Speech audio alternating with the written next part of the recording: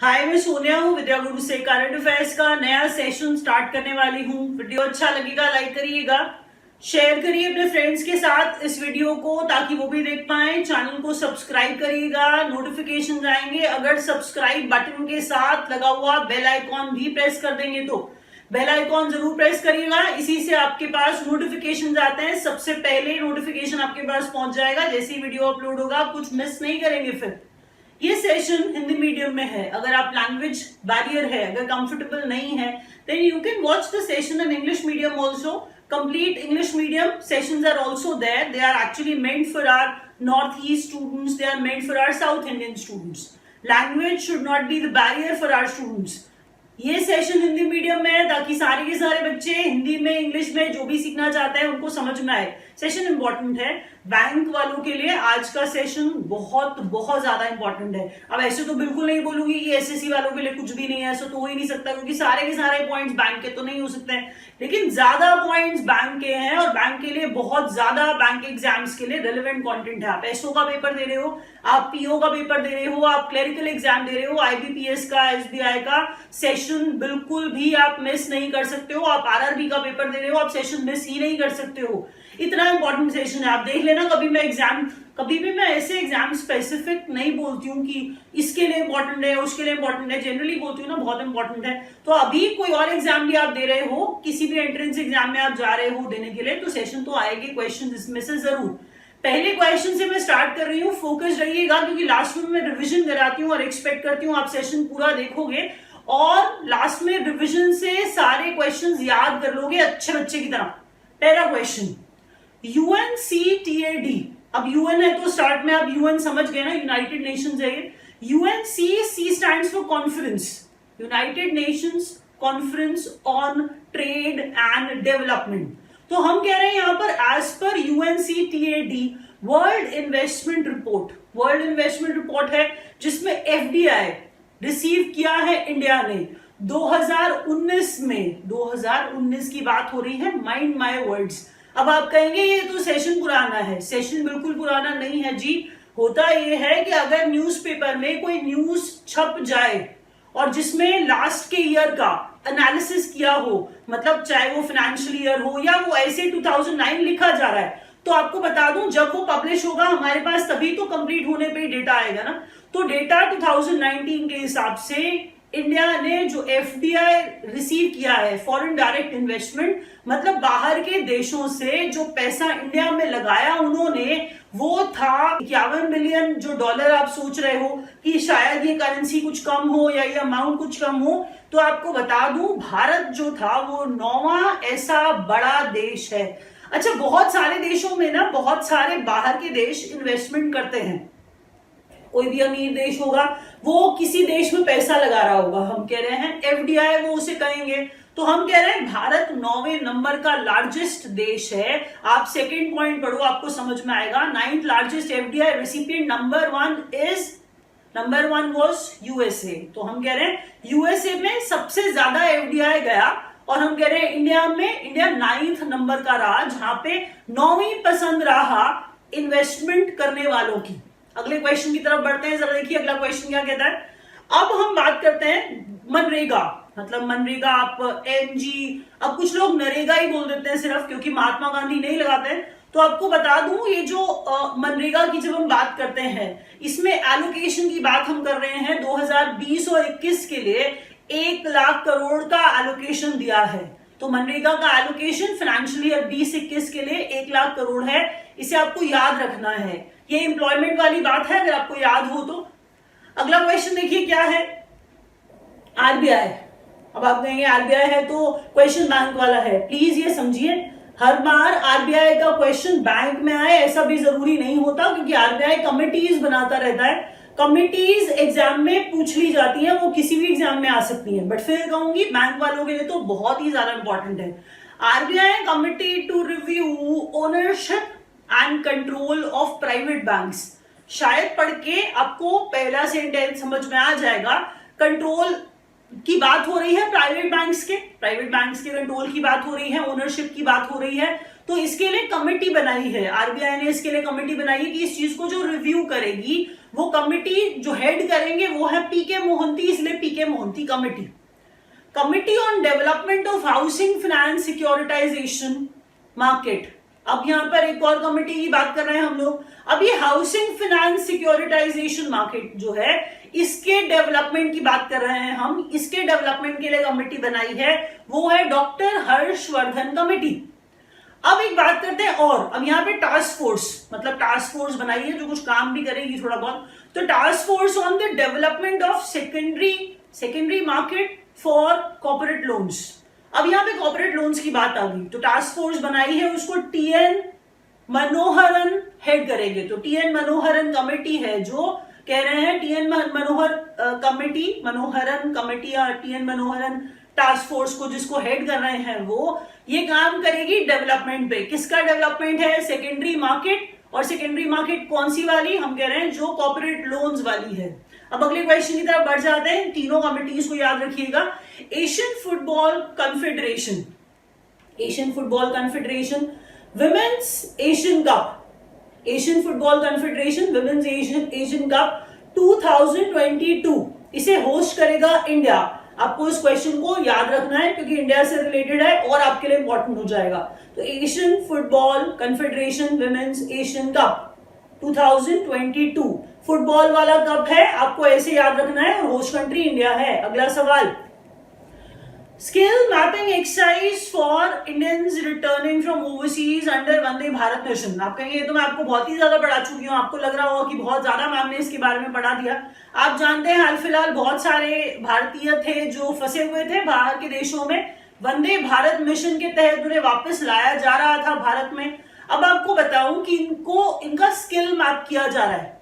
अगर मैं कनाडा से आई हूं और अगर मैं कोई काम वहां पर करती थी, मैं इंजीनियर थी या कुछ भी मैं काम करती थी, मैं डॉक्टर थी, तो मेरा स्किल मैप किया जा रहा है। Those people who return from abroad, हम कहना चाह रहे हैं स्किल मैपिंग हो रहा है उनका। ये स्किल मैपिंग एक्सरसाइज है जिसका नाम है स्वदेश।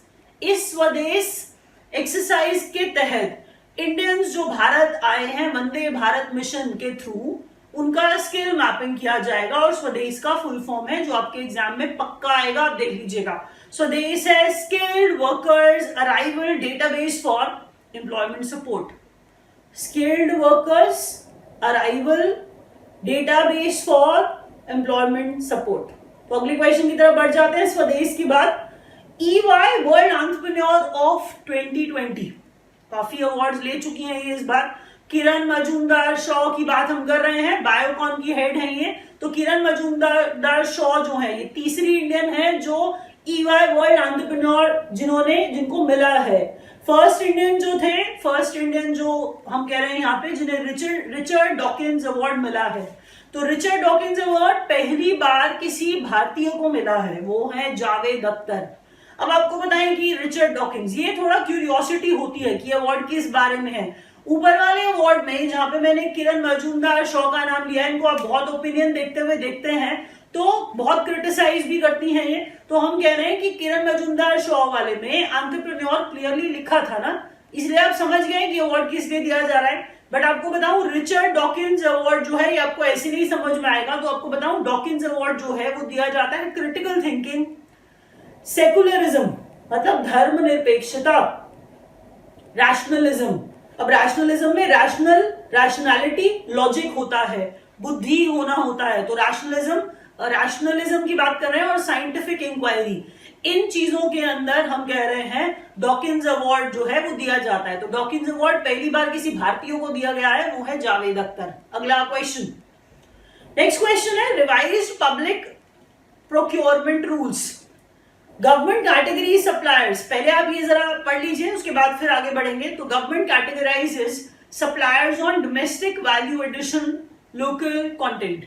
आपने अगर कुछ दिन पहले एक वीडियो देखा हो जिसमें मैंने आपको एक बात पढ़ाई थी कि अगर गवर्नमेंट जो है कोई टेंडर रिलीज करती है 200 करोड़ तक का, तो 200 करोड़ के टेंडर तक के लिए अगर हम कह रहे हैं कोई बाहर वाला अप्लाई नहीं कर सकता है, सिर्फ इंडियंस ही हैं जो अप्लाई करेंगे, तो आपको उसी बात को बढ़ा करके दोबारा दूसरे शब्दों में बताऊं कि अब जो गवर्नमेंट है उसने उसको 3 पार्ट्स में क्लासिफाई ही कर दिया कि कौन कौन से लोग, अगर हमने कहा इंडियन है तो इंडियन ओपनली इंडियंस ऐसे ही अप्लाई नहीं कर सकते, टेंडर नहीं भर सकते। कहा जा रहा है कि ये क्लास 1 है, क्लास 2 है, क्लास 3 है। तो हम कह रहे हैं कि कितने, कौन से वाले जो क्लास के लोग हैं, कौन सी क्लास की ऑर्गेनाइजेशंस हैं जो उस टेंडर को भर पाएंगी। रिवाइज्ड पब्लिक, रिवाइज्ड में वर्ड रिवाइज्ड याद रखिए। पब्लिक प्रोक्योरमेंट, गवर्नमेंट की बात हो रही है, पब्लिक प्रोक्योरमेंट रूल्स हैं। गवर्नमेंट ने कैटेगराइज किया है सप्लायर्स को जो कितना डोमेस्टिक वैल्यू एडिशन जो है इस्तेमाल कर रहे हैं अपनी चीज में, उसकी बात हो रही है यहाँ पे। क्लास 1 में उन्हें रखा गया है जो लोकल सप्लायर्स हैं, क्लास 1 में उन्हें रखा गया है जो लोकल सप्लायर्स हैं 50% या फिर उससे ज्यादा, कोई आप 70 कर लीजिए, 80 कर लीजिए लोकल कंटेंट का इस्तेमाल। तो लोकल कंटेंट का मतलब समझिए आप भारत की चीजों का इस्तेमाल कर रहे हैं। मैं ये बोल रही हूँ, लोकल कंटेंट कोई बड़ी चीज मत समझ लीजिएगा। लोकल कंटेंट आप भारत की चीजें इस्तेमाल कर रहे हैं 50% या उससे ज्यादा, तो आप अप्लाई कर सकते हैं। आप क्लास 1 के अंदर आते हैं, आप इस टेंडर को भर सकते हैं। आपके लिए तो बहुत ज्यादा पॉसिबिलिटी है। क्लास 2 की बात करते हैं। क्लास 2 में वही गवर्नमेंट के 200 करोड़ की बात हम कर रहे हैं, अभी इसी को आगे बढ़ा रहे हैं। तो क्लास 2 में आते हैं वो लोग, वो ऑर्गेनाइजेशंस, लोकल सप्लायर्स हैं ये भी। लेकिन जो इनका लोकल कंटेंट है, जो इनका डोमेस्टिक वैल्यू एडिशन है, वो 20 से 50%, 20% से 50% के बीच में ये लोकल कंटेंट का इस्तेमाल करते हैं, इंडिया की चीजों का इस्तेमाल करते हैं, बाकी सब विदेशी है। तो हम कह रहे हैं कि क्लास 2 में जो है वो लोकल सप्लायर्स हैं, बट बिटवीन 20% एंड 50% का इस्तेमाल करने वाले। क्लास 3 वाले ये नॉन लोकल सप्लायर्स है। क्यों नॉन लोकल सप्लायर्स हैं? एक्चुअल में नॉन लोकल सप्लायर्स हैं ये, क्योंकि ये लेस देन 20% लोकल कंटेंट का इस्तेमाल करते हैं, इसलिए हम इन्हें नॉन लोकल सप्लायर्स ही बोल रहे हैं। तो नॉन लोकल सप्लायर्स जो 20% से कम का लोकल कंटेंट इस्तेमाल करते हैं। और आपको एक बात और बता दूं, उसी गवर्नमेंट के ऑर्डर और उसी टेंडर की बात आगे बढ़ाते हुए सुन लीजिए ध्यान से कि जो सप्लायर्स हैं जो 20% से कम वाले हैं, तो हम कह रहे हैं लोकल वैल्यू एडिशन जो है इसमें ये बिड नहीं कर सकते। गवर्नमेंट परचेज के अंदर 200 करोड़ तक की जो हम बात कर रहे हैं उस वाले टेंडर के अंदर बिडिंग ये 3rd कैटेगरी वाले नहीं कर सकते, कर ही नहीं सकते। तो आपको याद रखना पड़ेगा, ये थोड़ा सा ऐसी वाली बात है। आपको लगेगा इसमें क्वेश्चन कैसे आएगा, आपको क्वेश्चन जरूर दिखेगा एग्जाम में, है बहुत important. Class 1, class 2, class 3 category क्या है, गवर्नमेंट का टेंडर कौन भर सकता है, आपको पता होना चाहिए, क्वेश्चन जरूर आएगा। नेक्स्ट क्वेश्चन की तरफ बढ़िए, जरा देखिए। अब बात करते हैं नंबर 1 स्टेट की। नंबर 1 स्टेट किस बारे में? तो नंबर 1 स्टेट हम यहाँ पे फसाए की बात कर रहे हैं। तो फूड सेफ्टी की बात होती है, अगर फसाए की बात हो रही है तो फसाए जो है नंबर 1 स्टेट ऑन फसाए फूड सेफ्टी इंडेक्स गुजरात है, उसमें 2019 और 20 के लिए। दूसरे नंबर पर तमिलनाडु और तीसरे पे महाराष्ट्र रहा। ये आप खुद समझ पा रहे हैं कि अब यहाँ इंडिया की बात हो रही है और इंडिया का ही निकाला हुआ इंडेक्स है और इंडिया के ही अपने स्टेट्स के अंदर इंडेक्स के अंदर रेटिंग हो रही है। उस रेटिंग में फूड सेफ्टी के तौर पर तो हम कह रहे हैं वहां पे गुजरात टॉप पर है, दूसरे नंबर पर फूड सेफ्टी के टर्म्स में तमिलनाडु है और तीसरे नंबर पे महाराष्ट्र है। नेक्स्ट क्वेश्चन देखिए।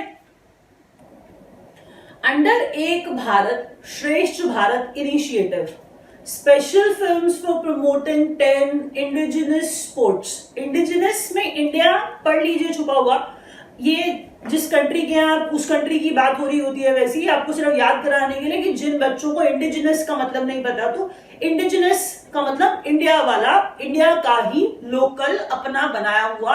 हम कह रहे हैं indigenous sports of India launch by.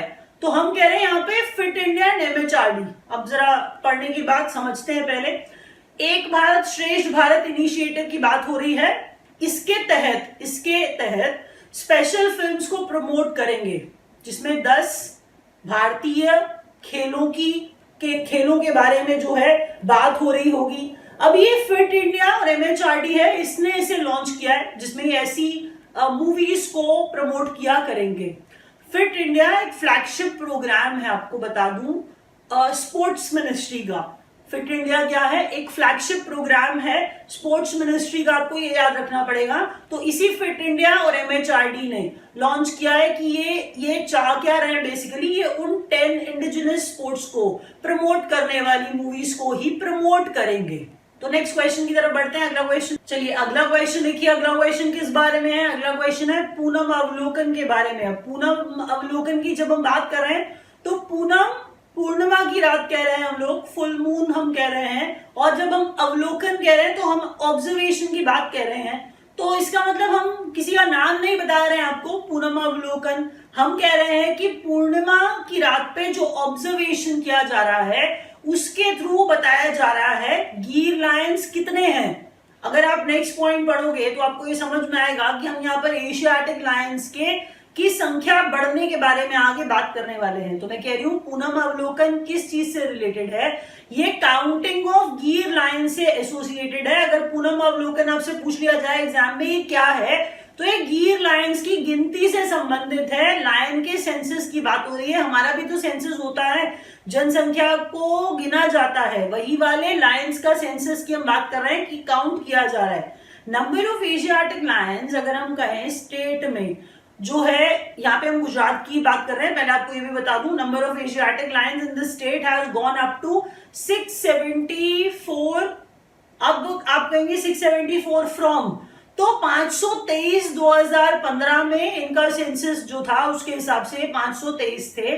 अब 2020 में बताया जा रहा है कि एशियाटिक लायंस 674 हो गए हैं। तो ये 29% बढ़ गए हैं। तो अच्छी बात है। आगे बढ़ते हैं अगले क्वेश्चन की तरफ। अगला क्वेश्चन है largest wheat procuring state. Wheat को प्रोक्योर कर रहे हैं, प्रिजर्व कर रहे हैं, रख रहे हैं संभाल करके।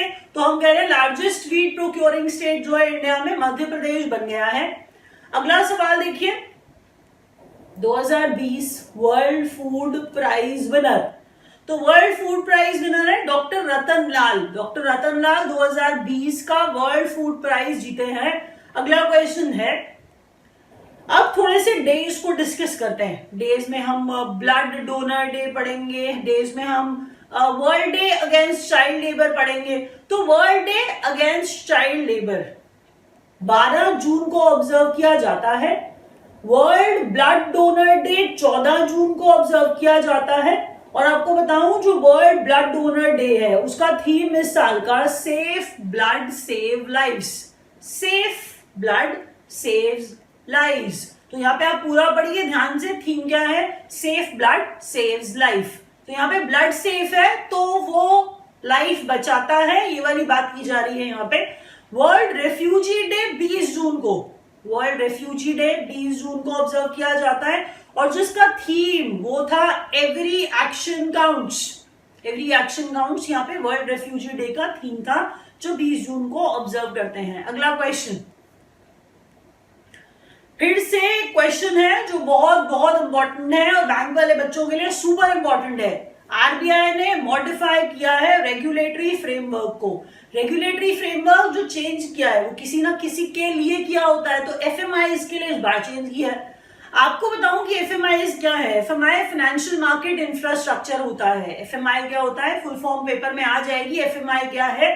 तो एफएमआई फाइनेंशियल मार्केट इंफ्रास्ट्रक्चर होता है एफएमआई, और इस एफएमआई के लिए आरबीआई ने चेंज किया है रेगुलेटरी फ्रेमवर्क, मतलब इसमें मॉडिफिकेशन किया, और इसके साथ ही साथ रिटेल पेमेंट सिस्टम में भी मॉडिफिकेशन किया है। इसके अंदर भी रेगुलेटरी जो फ्रेमवर्क है इसमें भी चेंज लाया है। NPCI, national payments corporation of India, NPCI, और national electronic fund transfer.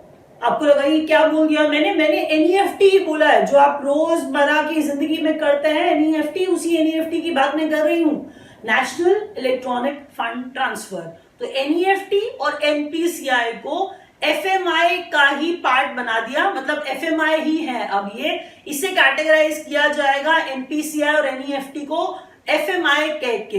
FMI में और किस तरह के पेमेंट मेथड्स हैं वो हम बात करेंगे अभी। पहले आप ये सुन लीजिए जो इंपॉर्टेंट बात है, याद रखिएगा कि एनपीसीआई और एनईएफटी अब एफएमआई हैं, और जब हम बात करते हैं एनपीसीआई, तो एनपीसीआई को डेजिग्नेट किया गया है, मतलब अब एनपीसीआई को system wide important payment system, that means SWIPS कहा जाएगा। क्या आप मीनिंग पढ़ के ये समझ सकते हो कि यहां पर सिस्टम वाइड, पूरे के पूरे सिस्टम के लिए, देश का जो पूरा का पूरा पेमेंट सिस्टम है, रिटेल वाला payment system, system wide important payment system, क्योंकि एनपीसीआई में ज्यादातर सारे ही तरह की हम रिटेल की पेमेंट्स गिन लेते हैं, तो हम कह रहे हैं वो इतना इंपॉर्टेंट है ऑलरेडी, तो इसे अब कैसे कैटेगराइज किया जाएगा, एफएमआई की तरह या स्विप्स की तरह। और स्विप्स का फुल फॉर्म जो है वो भी एग्जाम में पक्का आने वाला है, जिसमें मैंने स्विप्स में आपको SW बताया सिस्टम वाइड, उसके बाद मैंने I बताया इंपॉर्टेंट, P बताया पेमेंट और S बताया सिस्टम। तो system wide important payment system वो होता है स्विप्स, और एनपीसीआई अब एफएमआई है और हमने कह दिया स्विप्स है, क्योंकि ये बहुत इंपॉर्टेंट पेमेंट मेथड है। अब जरा बात करते हैं एफएमआई में पहले से ही कौन कौन से पेमेंट मेथड्स ऑलरेडी है और अब कौन से और नए जोड़ दिए गए हैं। जब हम बात करते हैं फाइनेंशियल मार्केट इंफ्रास्ट्रक्चर की, मतलब एफएमआई की, तो जनरली इसके अंदर रेफर किया जाता है सिस्टेमिकली इंपॉर्टेंट पेमेंट सिस्टम्स को, मतलब इंपॉर्टेंट पेमेंट मेथड्स जो भी है वो एफएमआई कहे जा रहे हैं। तो एफएमआई जो है वो रेगुलेट किया जाता है आरबीआई के द्वारा। तो आरबीआई रेगुलेट करता है एफएमआई को, और एफएमआई में जो पेमेंट मेथड्स हैं वो है आरटीजीएस। अब आप स्क्रीन पे देख रहे हैं कि रियल टाइम ग्रॉस सेटलमेंट, ये इसका फुल फॉर्म है, आरटीजीएस ऑलरेडी है। सिक्योरिटीज सेटलमेंट सिस्टम्स, ये भी ऑलरेडी है। Clearing corporation of India limited, CCIL भी ऑलरेडी है। Negotiated dealing system, that means NDS, ये भी एफएमआई ही है। अब हम कह रहे हैं दो नए जो पेमेंट मेथड्स हैं इन्हें भी एफएमआई ही कहा जाएगा, ये भी एफएमआई की तरह कैटेगराइज किए जाएंगे। तो ये है national electronic funds transfer NEFT और national payments corporation of India. अगले क्वेश्चन की तरफ बढ़ते हैं, आप इनमें से एक भी चीज मिस नहीं कर सकते हैं, याद रखिएगा। अब आईबीबीआई मतलब बीबी लिखा है, तो यहाँ पे पहले एक बैंकरप्सी बोर्ड ऑफ इंडिया की बात करने वाले हैं। हम कह रहे हैं कि insolvency, first I stands for insolvency and the second I stands for India. तो insolvency and bankruptcy board of India, that is IBBI. Insolvency and bankruptcy board of India, IBBI. हम कह रहे हैं यहाँ पर committee on corporate insolvency resolution and liquidation process. अच्छा, अगर किसी भी तरह का डिफॉल्ट हो जाता है, कंपनीज डिफॉल्ट करती हैं, तो हम कह रहे हैं उन्हें लिक्विडेट कर दिया जाता है, बेच करके उनसे पैसे निकाले जाते हैं ना। तो बैंक क्या करता है, अगर कोई कंपनी नहीं पे कर पाती तो उसके एसेट्स को बेच देता है और बेच करके पैसे निकालता है। तो वही बात liquidation process. IBBI advisory committee on corporate insolvency resolution and liquidation process, ये कमिटी है उदय कोटक कमिटी, आईबीबीआई की advisory committee on service providers. अब आप कहेंगे ये क्या बात चल रही है, तो आपको बता दूं घोटाले करने वाले ऐसा नहीं है कि, या फिर डिफॉल्ट पेमेंट्स के ऊपर करने वाले सिर्फ मैन्युफैक्चरिंग वाले ही हैं, सर्विस वाले भी तो हो सकते हैं। कि अगर हो सकता है किसी सर्विस वाले ने लोन दिया और अब वो वापस नहीं कर पा रहा है, पेमेंट जो है वो वॉइड हो गई, मतलब वो रीपे नहीं कर पा रहा है, तो कह रहे हैं जो सर्विस प्रोवाइडर्स हैं उनमें भी ऐसा हो सकता है ना कि वो भी पेमेंट रीपे ना कर पाए। तो हम कह रहे हैं IBBI advisory committee on service providers, TV Mohandas pi, TV Mohandas pi committee है ये, इसे याद रखिएगा, जो सर्विस वाली डिफॉल्ट्स के ऊपर डील करेगी। अगला क्वेश्चन, अब सीईओ के लिए upper limit, whole time director के लिए बैंक्स के अपर लिमिट आरबीआई ने से प्रपोज किया है कि आरबीआई ने कहा है कि कोई अपर लिमिट बनाओ भाई। तो अपर लिमिट जो है वो डिसाइड किया है 70 इयर्स की मैक्सिमम इतना हो। जी बिल्कुल, लीडर्स के लिए, इंडिया के लिए कोई अपर लिमिट नहीं हम कह रहे हैं अपर एज डिसाइड की है किसी कंपनी के सीईओ या फिर होल टाइम डायरेक्टर के लिए, बैंक्स के लिए, बैंक्स में जो है हम कह रहे हैं। तो आरबीआई ने ये सेट किया है, तो ये तो सबको मानना ही पड़ेगा। तो 70 इयर्स जो है वो मैक्सिमम एज रखी गई है उनके लिए, बट ये बैंक्स की बात हो रही है, याद रखिए, क्योंकि RBI is associated with banks. Maximum term, अब आप कहेंगे इसका क्या मतलब है, तो आपको बताऊं अभी कुछ प्रॉब्लम में चल रहा था, आपने सुना होगा कि उदय कोटक कोटक महिंद्रा बैंक के सीईओ है सिंस इंसेप्शन, मतलब जब से वो स्टार्ट हुआ है तब से, तो टर्म डिसाइड करने का प्लान हो रहा है कि मैक्सिमम टर्म कुछ डिसाइड कर ले कि इतने ही टर्म तक वो सीईओ रहें for those belonging to the promoter group. जी दैट इज ऑल्सो इंपॉर्टेंट कि 10 साल जो है वो मैक्सिमम टर्म डिसाइड किया गया है कि इतने ही समय तक आप किसी बैंक के सीईओ या किसी बैंक वाले मतलब किसी बैंक के सीईओ बने रह सकते हैं। तो 10 इयर्स ये टर्म भी डिसाइड किया गया है, आरबीआई ने किया है, भूलिएगा मत, इसे भी याद रखिएगा। क्वेश्चन जब आप सुन लेंगे ना आपको लगेगा इसमें क्या है, तो 10 साल या 5 साल कुछ ऐसा ही बोलना था, लेकिन अगर आपको कंफर्म पता नहीं है तो पेपर में गलत होगा और नेगेटिव मार्किंग होगी। तो याद रखिएगा सीईओ का टर्म डिसाइड किया गया है प्रमोटर ग्रुप्स वाले, हम कह रहे हैं वो प्रमोटर ग्रुप्स वाले जो सीईओ है 10 इयर्स का उनका टर्म। अगला question, India's first natural gas trading platform, तो आईजीएक्स इंडियन गैस एक्सचेंज। आप कहेंगे ये गैस की बात क्यों आ रही है, तो वही कि गोल्ड में डायमंड में हम कह रहे हैं कि ट्रेडिंग जो है हुई हमारे लिए, वो भी कभी पहला था, तो उसी तरह से नेचुरल गैस में भी हम क्या कर रहे हैं, ट्रेडिंग कर रहे हैं। तो इंडिया का जो पहला नेचुरल गैस ट्रेडिंग प्लेटफॉर्म बन गया वो है Indian gas exchange. Indian gas exchange जो है इसे लॉन्च किया है इंडियन एनर्जी एक्सचेंज ने। इंडियन एनर्जी एक्सचेंज मतलब आईईएक्स, इंडियन एनर्जी एक्सचेंज में आई और ई और एक्स तीनों अलग अलग हैं, ई एक्स एक्सचेंज नहीं है, तो इंडियन एनर्जी एक्सचेंज है, इसने लॉन्च किया है इंडियन गैस एक्सचेंज को। Union minister for petroleum and natural gas, energy की बात हो रही है ना, इसीलिए साथ ही साथ आपको बता रही हूं कि धर्मेंद्र प्रधान जो है वो यूनियन मिनिस्टर है for petroleum and natural gas. अगला क्वेश्चन, चलिए अगला क्वेश्चन देखते हैं। सहकार मित्र की बात हो रही है, तो सहकार मित्र क्या है, सहकार मित्र जो है एक स्कीम है जिसे लॉन्च किया है ministry for agriculture and farmers welfare ने। जो स्कीम है वो करेगी क्या, क्यों लॉन्च किया है इसे, स्कीम जो है ये एक्चुअल में यूथ को, जवानों को हम कह रहे हैं जो युवक हैं उन्हें दिया जाएगा एम्प्लॉयमेंट। अब ये इंटर्नशिप जो है उस तरह से एम्प्लॉयमेंट देने की बात हो रही है, तो ये स्कीम क्या करेगी, इंटर्नशिप प्रोवाइड करेगी यूथ को, नौजवानों को, और हम कह रहे हैं कोऑपरेटिव इंस्टीट्यूशंस में। बात करें तो union minister for agriculture and farmers welfare अभी नरेंद्र सिंह तोमर है, ये आपको याद रखना पड़ेगा साथ में, क्योंकि एसोसिएटेड बात है। जिस आर्टिकल में ये बात लिखी जाती है कि ministry of agriculture and farmers welfare ने सहकार मित्र को लॉन्च किया, वहीं पे लिखा जाता है नरेंद्र सिंह तोमर जो एसोसिएटेड है union minister for agriculture and farmers welfare, उनका नाम दिया जाता है, इसीलिए मैं साथ में बता देती हूँ ताकि कुछ कंफ्यूजन ना हो। अगला क्वेश्चन, चलिए अगला क्वेश्चन सुनते हैं। अगला क्वेश्चन क्या है, 500 साल पुराना, हम कह रहे हैं यहाँ पर एक मंदिर जो जिसे स्पॉट किया है महानदी में स्पॉट किया है, तो महानदी हम ओडिशा वाले तरफ की बात कर रहे हैं, तो आपसे अगर स्टेट पूछा जाए तो ओडिशा, नदी पूछी जाए तो महानदी, और 500 साल पुराना अगर पूछा जाए मंदिर कहाँ मिला है, तब आपको ये बात बता रही हूं कि 500 year old submerged temple spotted in, तो ये मिला है, स्पॉट किया है उड़ीसा में महानदी में। अगला क्वेश्चन,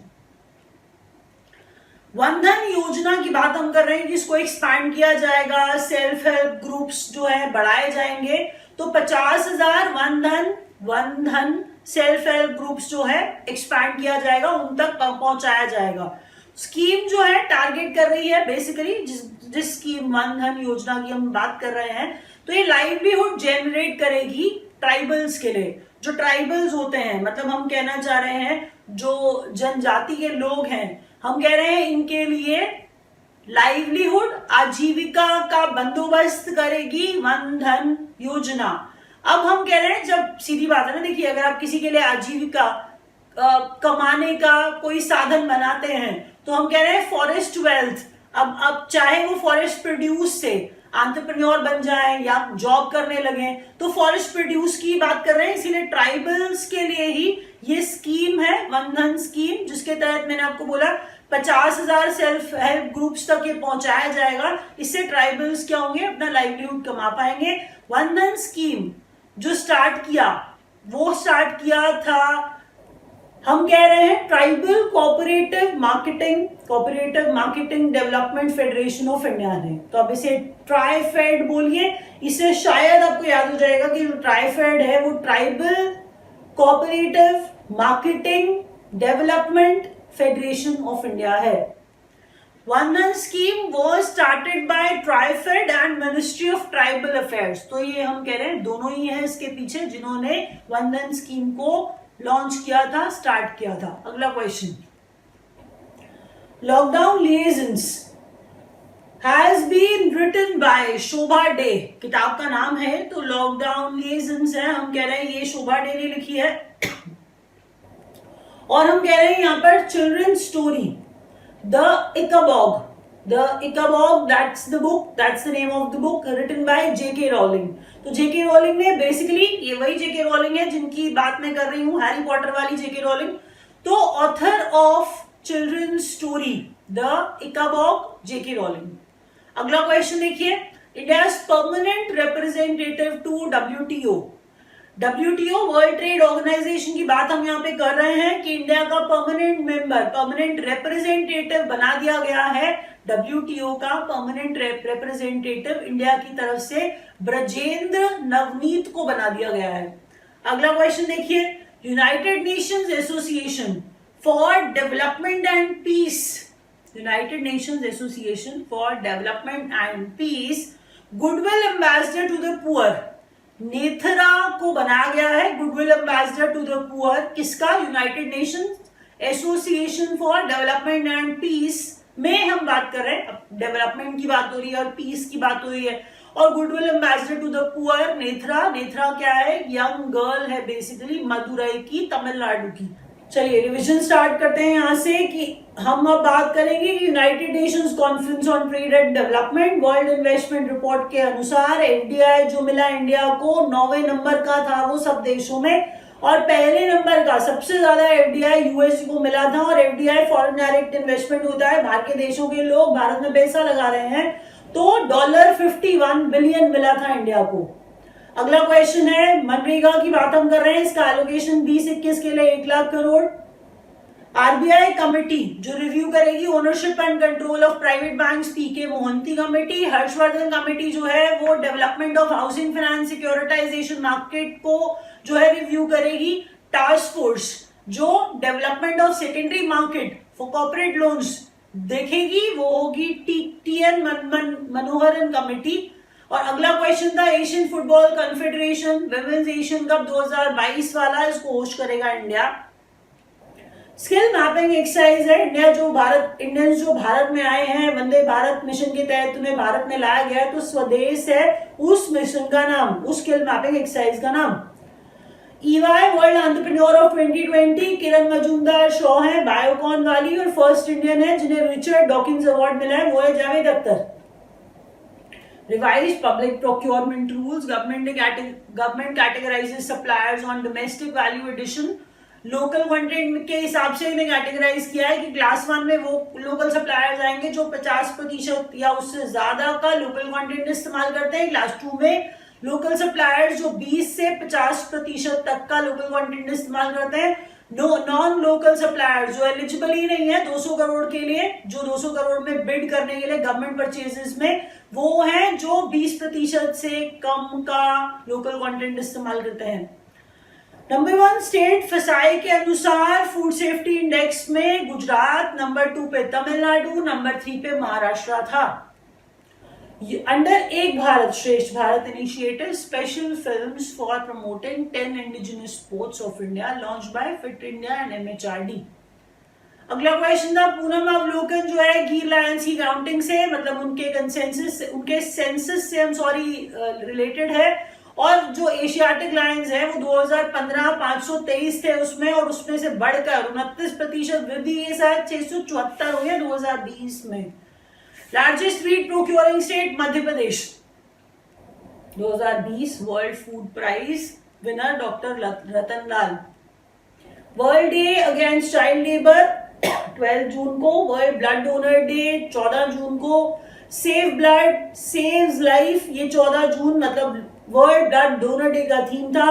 वर्ल्ड रिफ्यूजी डे 20 जून को ऑब्जर्व करते हैं, एवरी एक्शन काउंट्स इसका थीम था।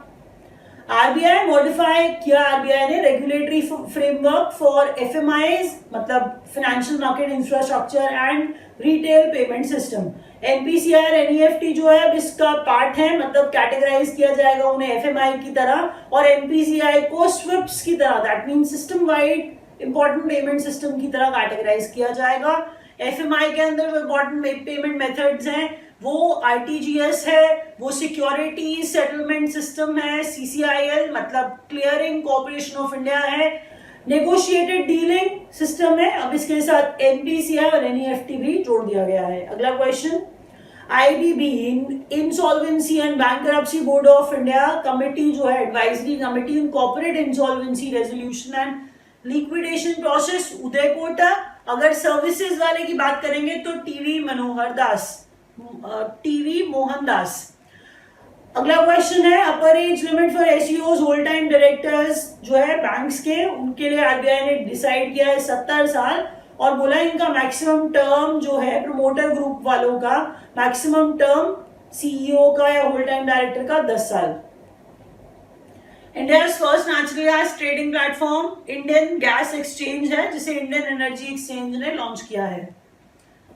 सहकार मित्र जो है वो स्कीम है ministry of agriculture and farmers welfare की, scheme to modify internship for youth in cooperative institutions. ये यूनियन मिनिस्टर जो अगर बात करें एग्रीकल्चर और फार्मर्स वेलफेयर के नरेंद्र सिंह तोमर। 500 साल पुराना मंदिर जो मिला है उड़ीसा की महानदी में।